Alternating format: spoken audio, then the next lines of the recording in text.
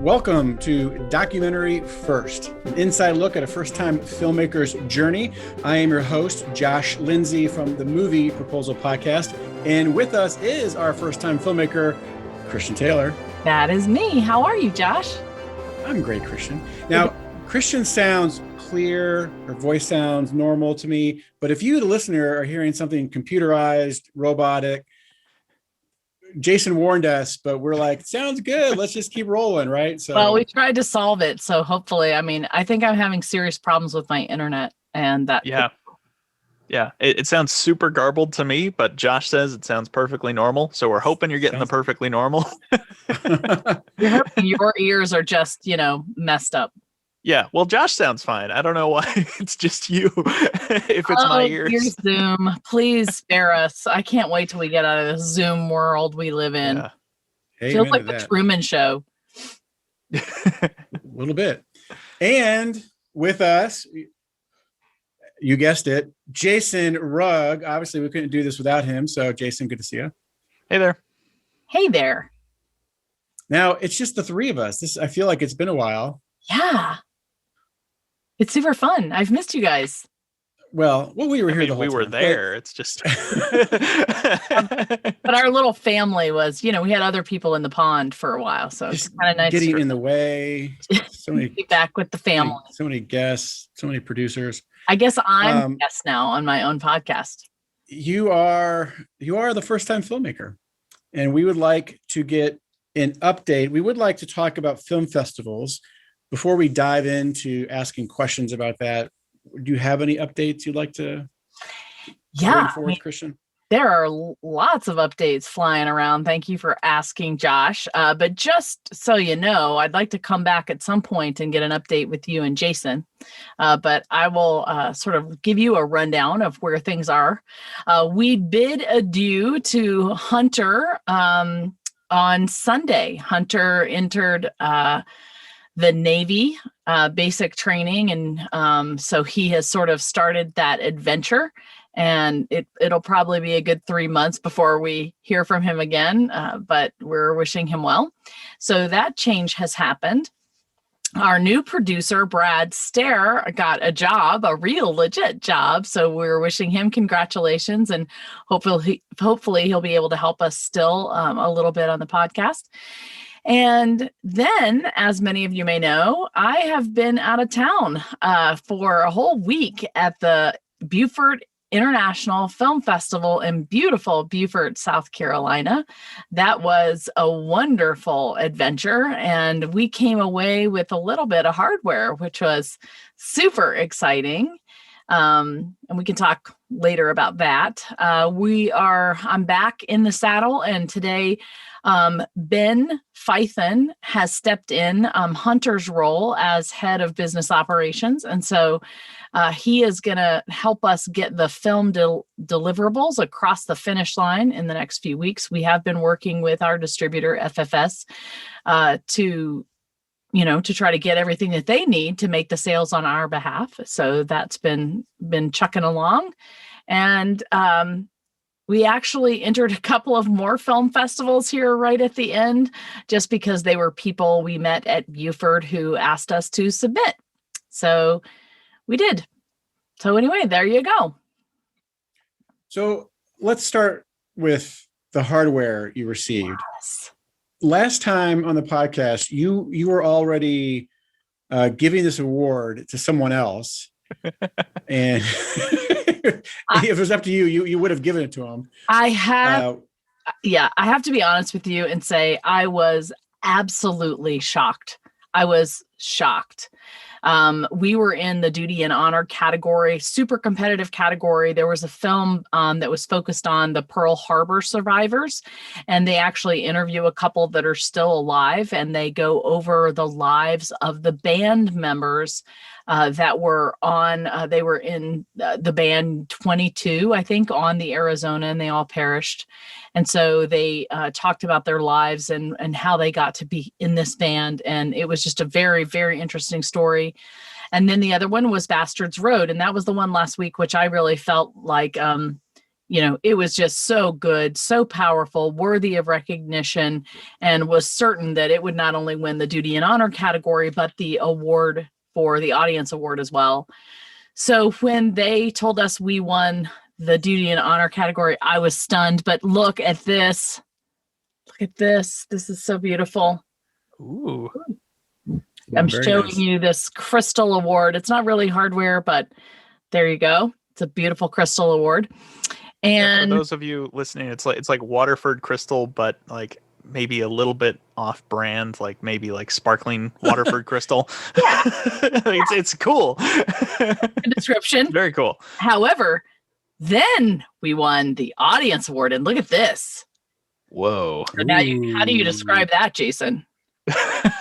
I don't know. It's a teardrop with blood in it. It's teardrop shape. It's got red ribbons running through it. There you go. Yeah, that's kind of the best way to describe it. But it too is crystal. Yeah. Yes.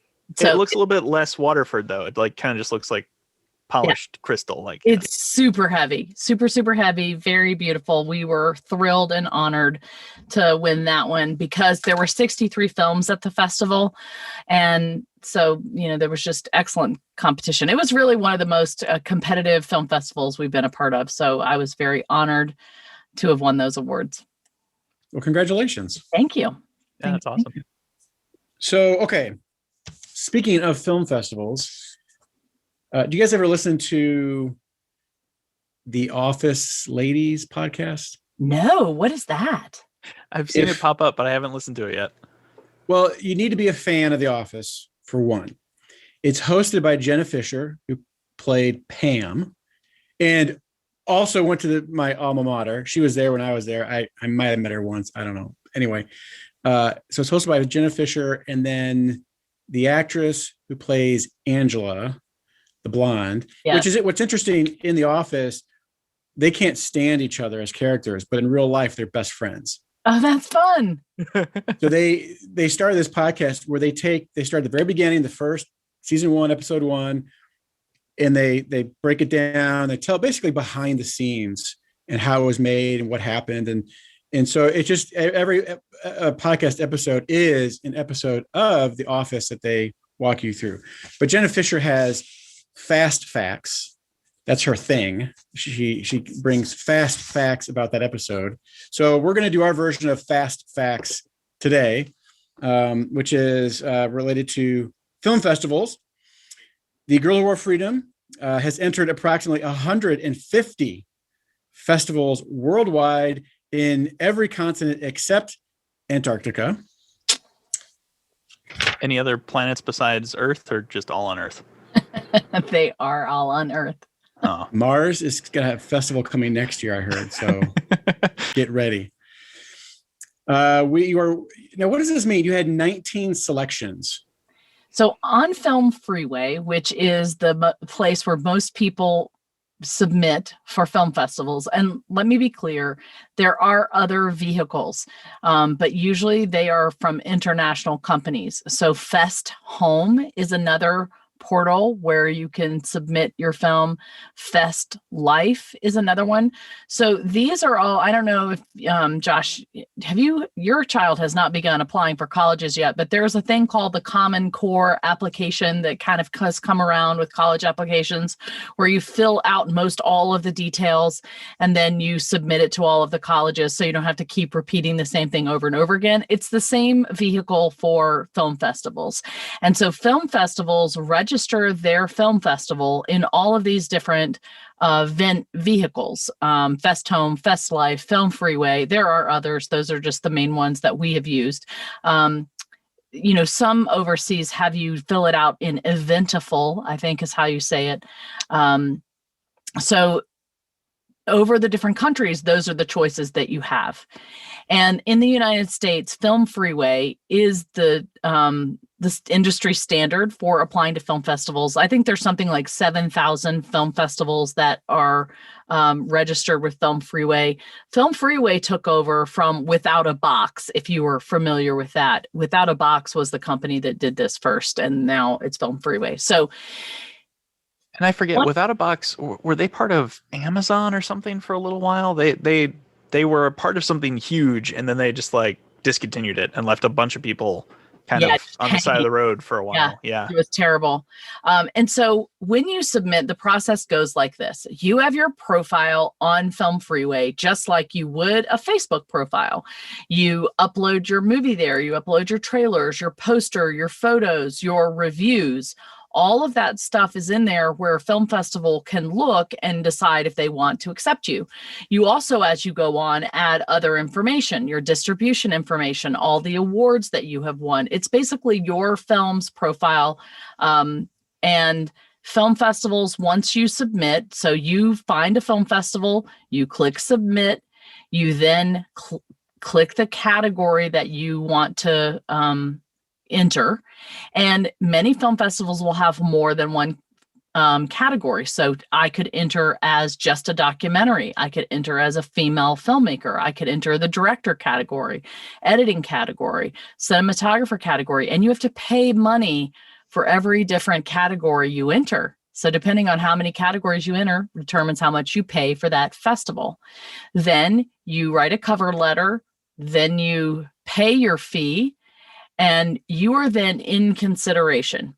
And they will give you a time for when your notification should happen, which is usually 2 months roughly, or sometimes a month before the film festival is about to happen. And they have the choice of giving you several different responses. They can accept you, and the word that they use for that is selections. They can reject you. Their word for that is not selected. They can make you a finalist or a semifinalist, or it's undecided. And those are the ones you're waiting to hear back from. So we have had 19 selections, 1 finalist status, and 2 semifinalist status.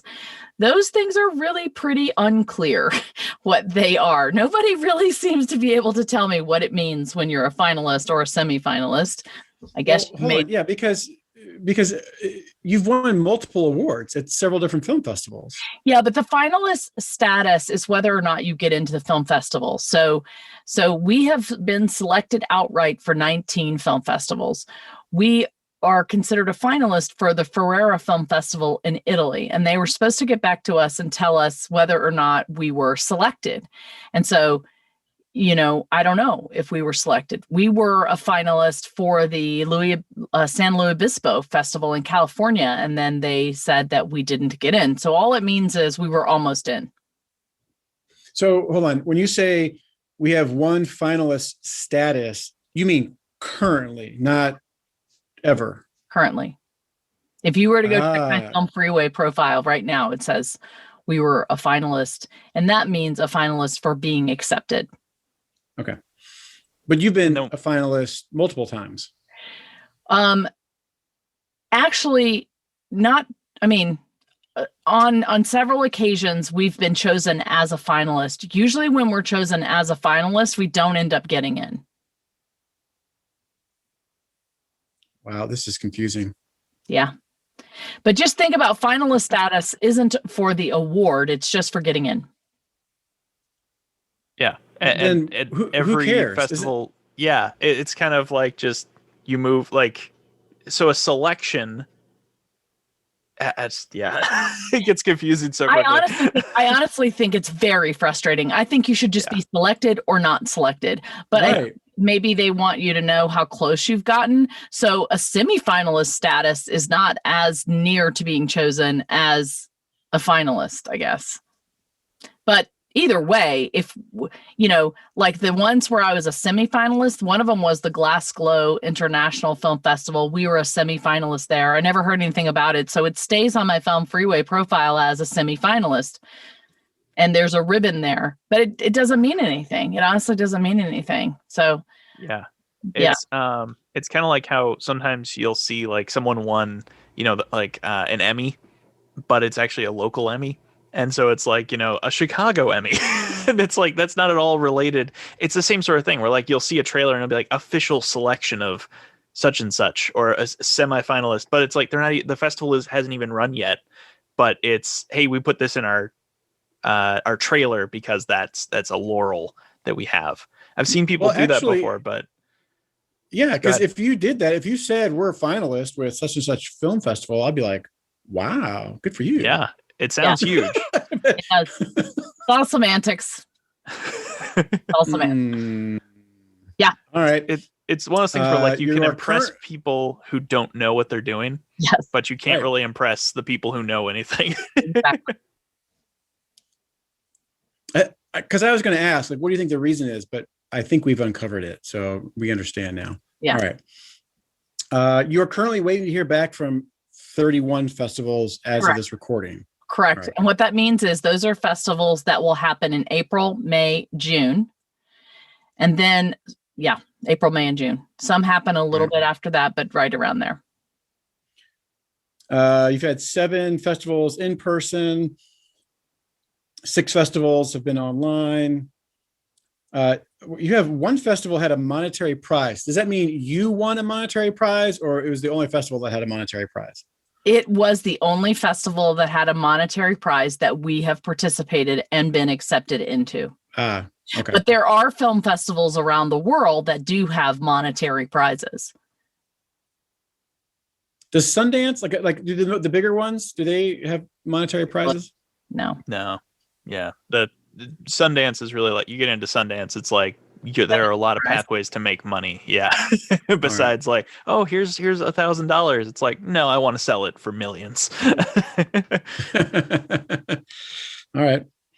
And then you said here's interesting. We have made at least one strategic partnership through the film festival run, but many other strong connections. So the idea of participating in film festivals, one of them anyway, is to make connections and find distribution and partnerships, correct? Yeah. I mean, really the whole reason for doing film festivals from a filmmaker's perspective is David Patterson has been on before, and he's talked about, the film festival circuit being a runway for the airplane, right? And so you're kind of taking off, and your first festival is just when you're starting out of the gate. And by the time you're airborne, it's your last film festival and you're ready to fly. And along the way, everybody's taking notice of this shiny new plane, and and that's a wonderful thing. You want to garner attention, and while you're doing that, you really do hope that distributors will see you and see how audiences respond to you and will make you an offer for distribution. That's the main purpose, right? And so big film festivals like Sundance or Cannes or Toronto or, South by Southwest, those big ones, the distributors do come. And they are looking for films, and they are looking for, how the audience responds to films. I will say that in the film festivals I have been in, and perhaps it's just a COVID year, I have not met one distributor. As far as I can tell, there's not a distributor that has come. In one of the film festivals, I had a distributor email everyone in the festival saying, if you have a horror film, we'd love to talk to you. And I wrote to them and said, I don't have a horror film, but I do have this film, and do you know anybody else that might be interested? And I never heard back. I've asked on several occasions if any of the festival directors have international distribution connections or sales agents. And at the La Femme Film Festival, they did have, the director there also acts as a sales agent, and she helped us for a little bit, but that's about it. So what else can a filmmaker gain from going to these film festivals? Well, I do have to say we have made a lot of great connections with other filmmakers. And that is helpful. It's very helpful because, for example, at the Beaufort Film Festival last week, many filmmakers came back that did not even have films in the festival because they had met filmmakers previously and done projects with them, and they wanted to come back and see each other and, figure out new projects they could do together. One of the guy that won Best Director, his name is Chris White. He did Electric Jesus. They entered their screenplay in the Beaufort International Film Festival, and then they entered a short, I think, or something like that. And now their film is in the film festival, and he won Best Director. So, and I do think that he was a sort of a festival darling simply because he's been involved with that festival from very early on. So relationships that you make with the festival directors and with the other filmmakers can be very important, not for your own particular film, but for any projects you want to do going forward.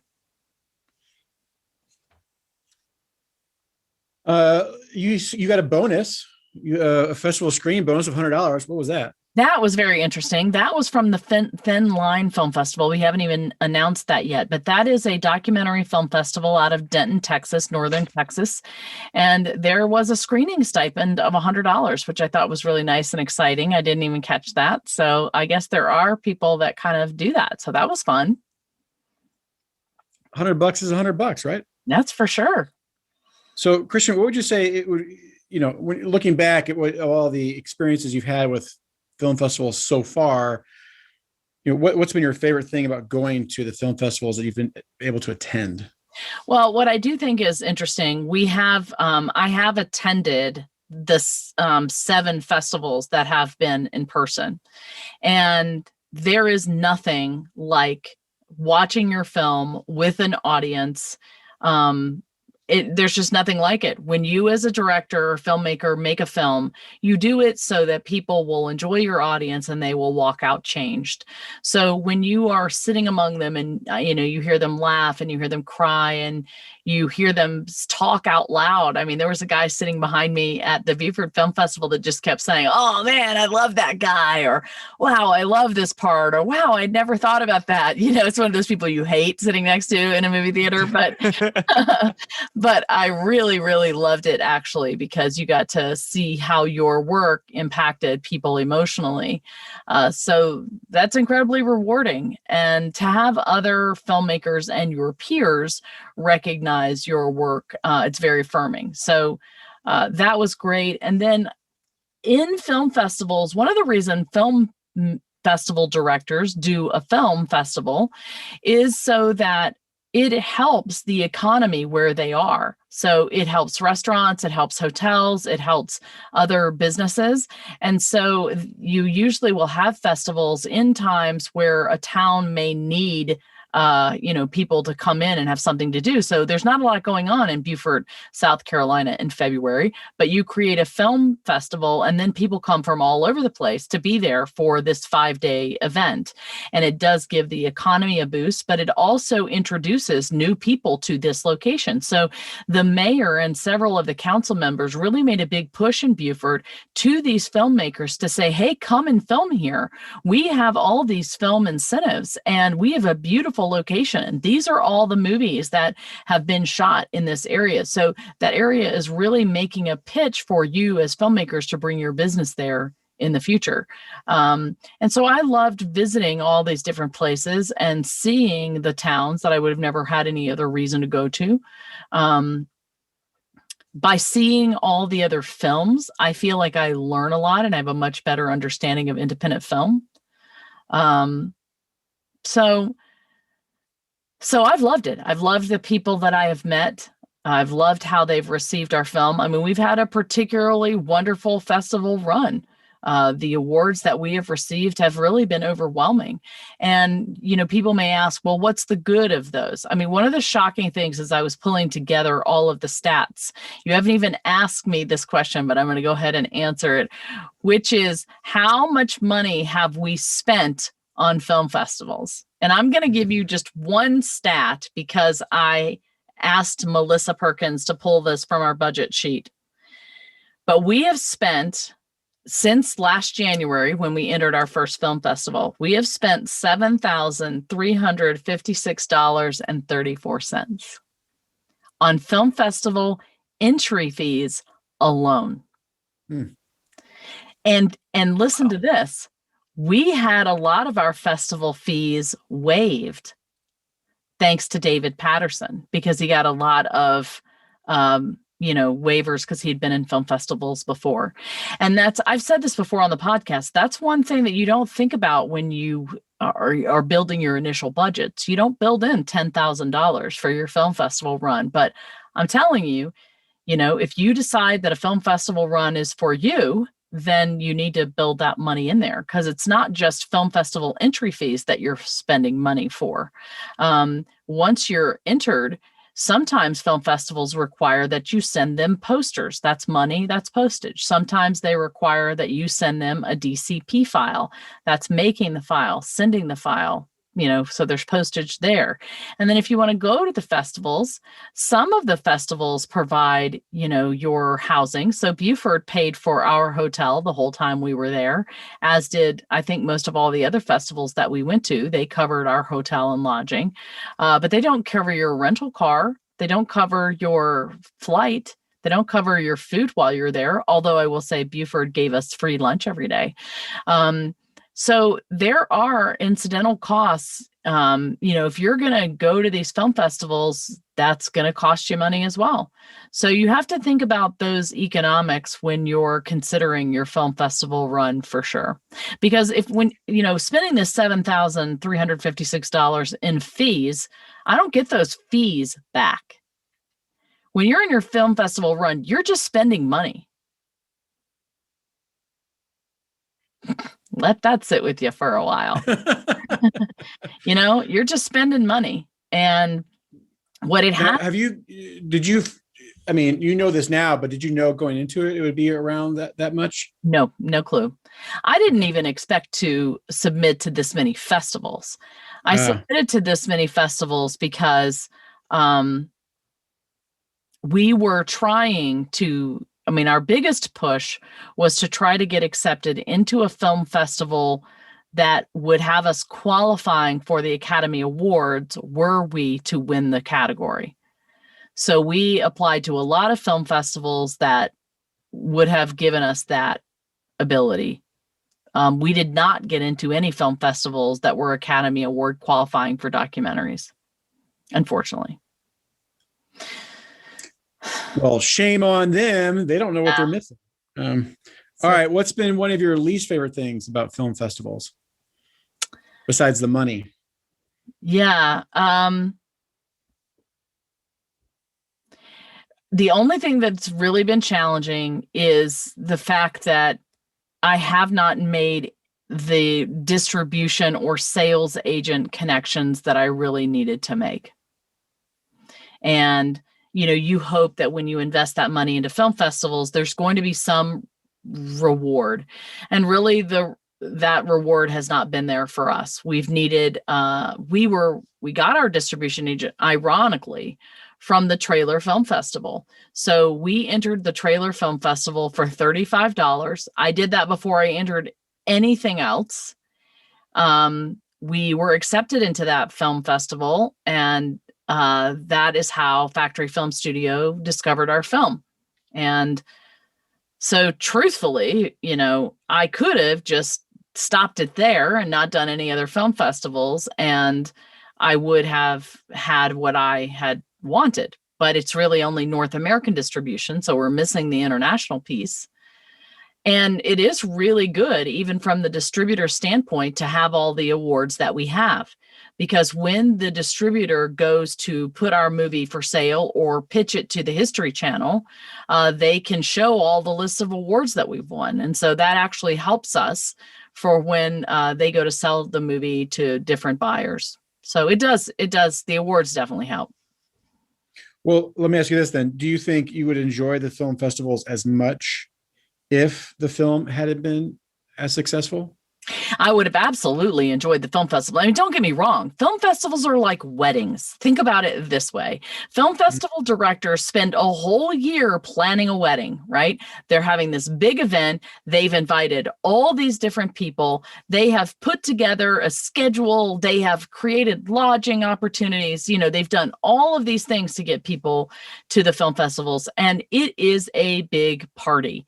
And so they are fun. they're super fun. You're networking, you're meeting new people, you're seeing places. Sometimes in different locales, they'll do events where you can go hiking and you can do all different stuff. It's basically just like a wedding.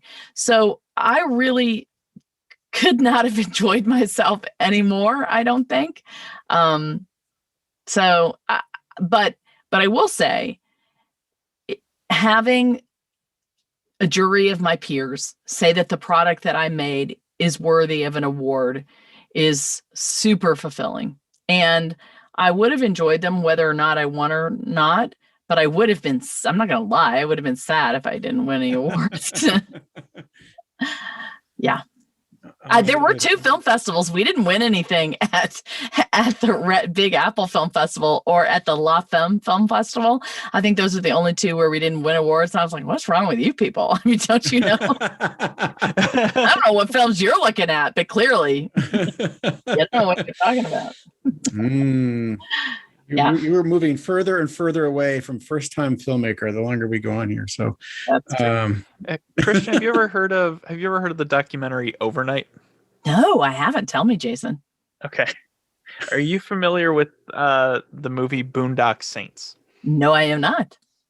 Josh, are you familiar? Yeah. Okay. So the guy who directed this movie thought he was going to be an overnight success.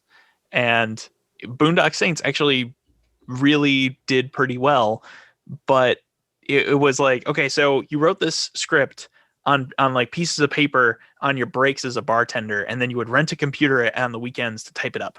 And like he was, like doing that, and he sold it to the Weinstein Company, funny enough.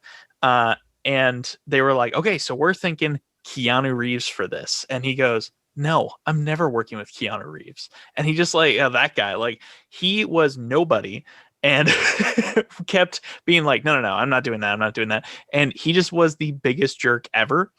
And that is pretty much the only movie he's ever been able to make. Boondock Saints 1, or Boondock Saints 2, and no one else will work with him. And he was so sure that he was going to be an overnight success, he hired a documentary crew to film the entire process. And that's what the documentary is about him being a jerk and no one wanting to work with him. That is what he paid to have a crew document how awful he is, and now no one will work with him. Wow.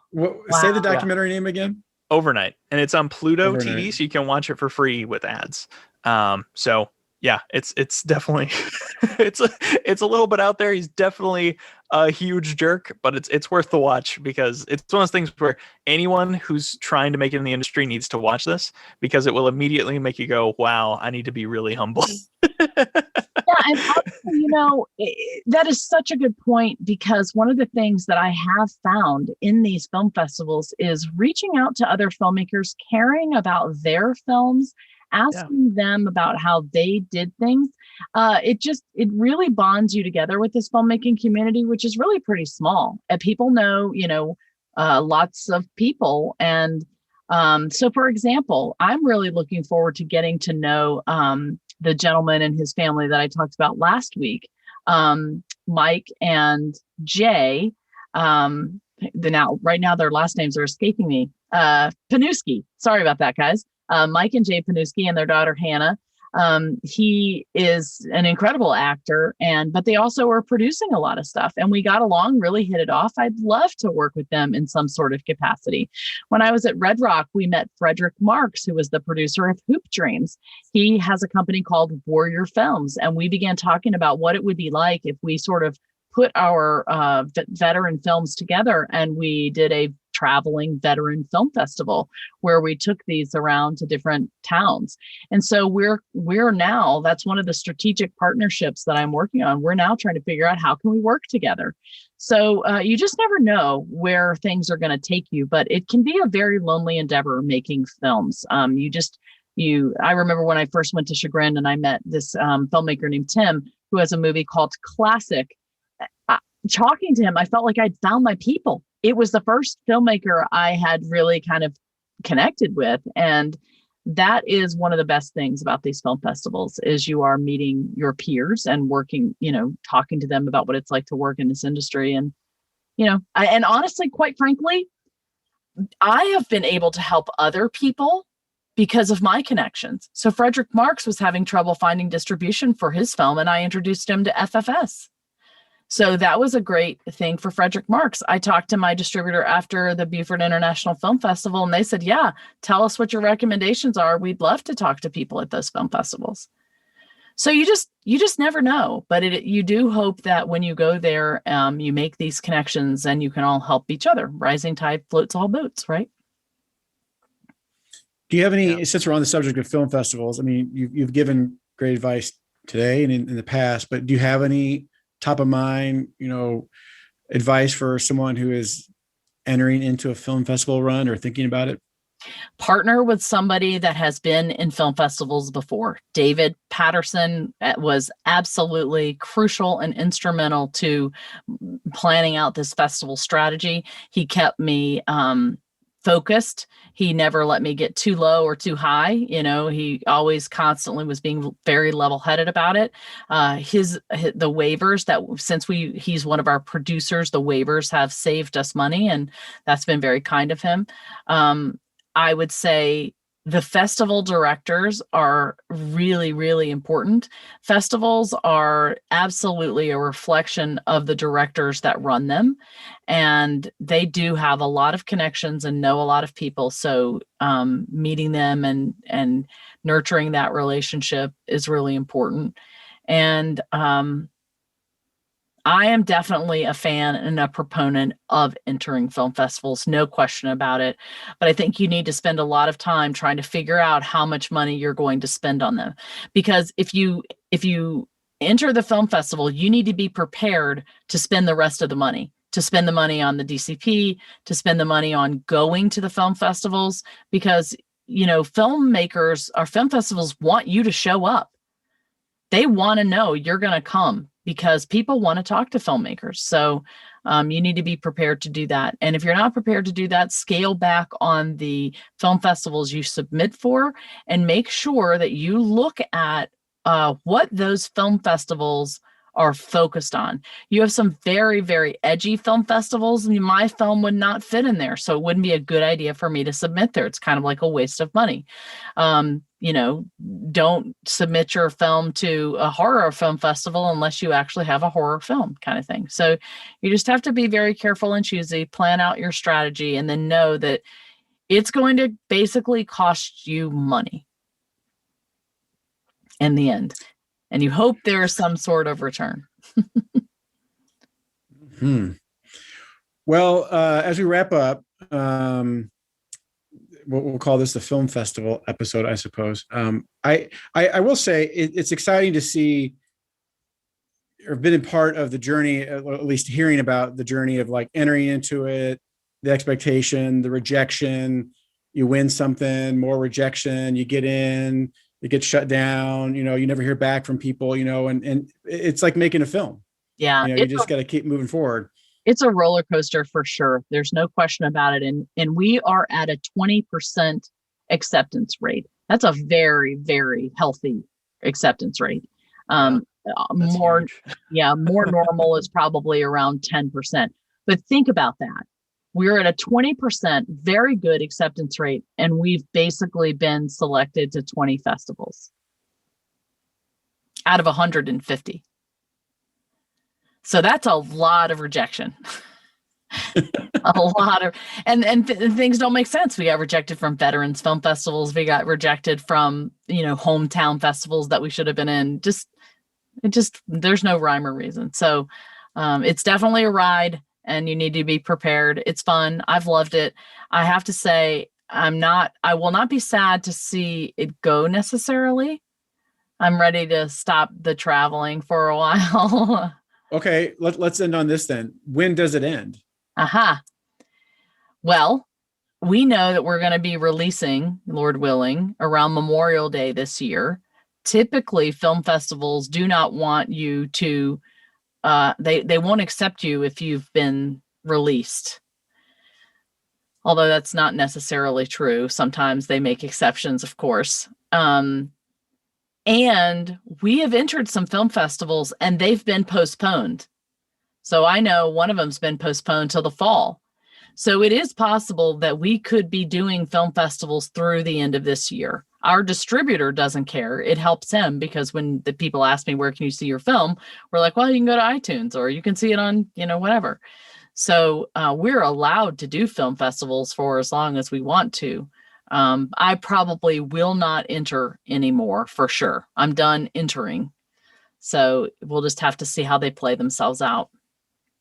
They'll fall off sharply after June. The last film festival that I am really praying for is the World War II Film Festival in Normandy. It has been the film festival I have had my eye on since before I ever made a film. It is going to hopefully happen in June in Normandy. And if you win the documentary category, you get to screen there. So that could very well be our last in-person film festival if I'm allowed to go to Normandy and if we get in.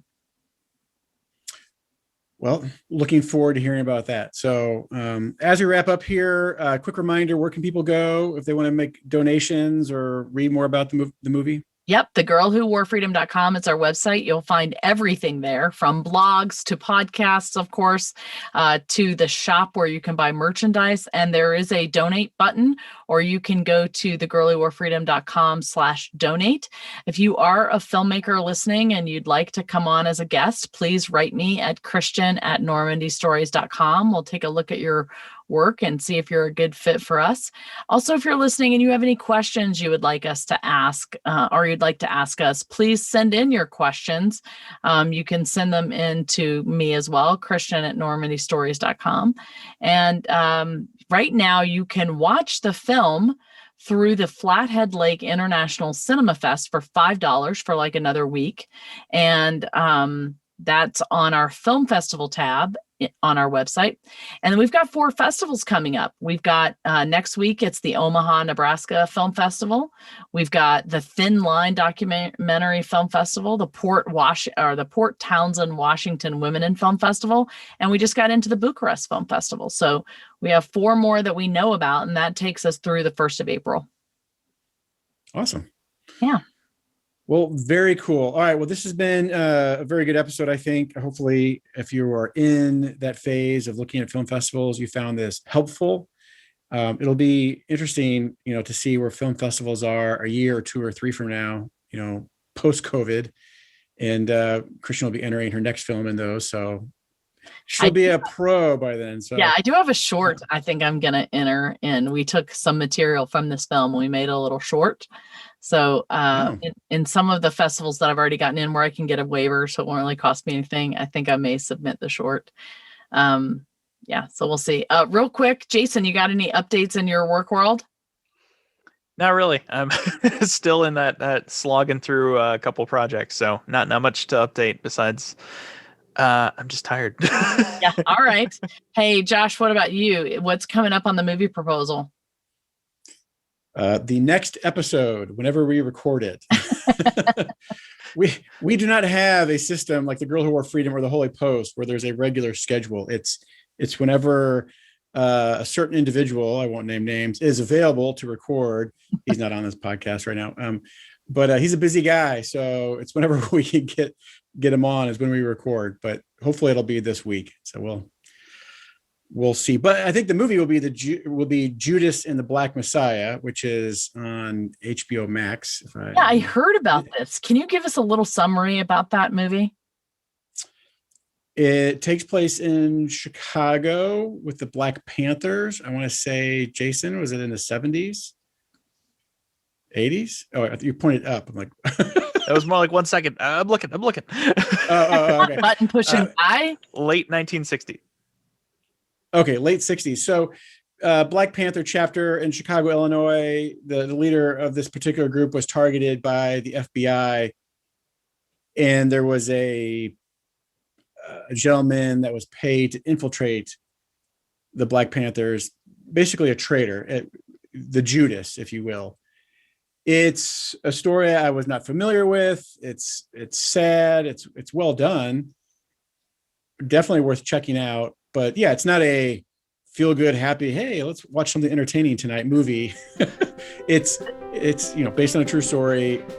And if you want to learn more about that history, it's definitely worth checking out. Okay, well, awesome. Thank you for that little plug, and I will look forward to hearing the podcast whenever you guys record it. Us too. All right. All right. Thanks, Well, everybody. Thanks. listening. Yeah, thanks for listening to Documentary First, where we believe everyone has a story to tell, and you can be the one to tell it. Yes, you can. Bye, everybody.